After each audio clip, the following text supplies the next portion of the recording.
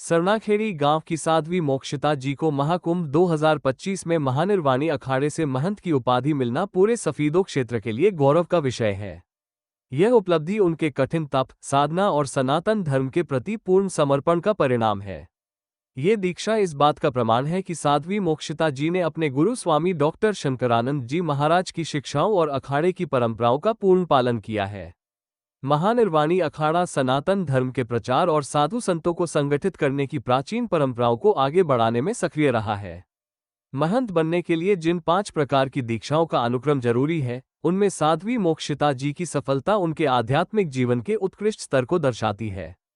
ये क्षेत्रवासियों के लिए गर्व का क्षण है कि उनके क्षेत्र की एक साध्वी ने अखाड़े की इस सम्माननीय परंपरा में महत्वपूर्ण स्थान प्राप्त किया है। आदि शंकराचार्य द्वारा स्थापित अखाड़ों की यह व्यवस्था सनातन धर्म के एकीकरण और दिशा देने के लिए बनाई गई थी। आज इन अखाड़ों के माध्यम से धर्म, अध्यात्म और समाज सेवा को व्यापक स्वरूप में आगे बढ़ाया जा रहा है। साध्वी मोक्षिता जी की इस उपाधि से न केवल सनातन धर्म की परंपराएं सुदृढ़ होंगी, बल्कि समाज और धर्म में उनकी भूमिका और प्रभावी होगी। ये प्रेरणादायक उपलब्धि न केवल साध्वी मोक्षिता जी के समर्पण का प्रमाण है, बल्कि उन सभी के लिए प्रेरणा का स्रोत है जो धर्म और अध्यात्म में रुचि रखते हैं।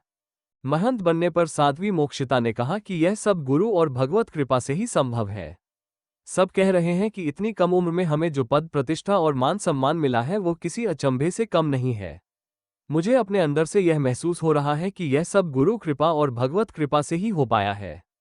मुझे ऐसा लगता है कि मेरे अंदर ऐसा कोई गुण या कोई विशेष क्वालिटी नहीं है कि मैं इतनी चीजें इतनी कम उम्र में प्राप्त कर सकूं, लेकिन फिर भी इस पद और प्रतिष्ठा तक मैं पहुंची हूं, वो सब गुरु कृपा से ही संभव हो पाया है।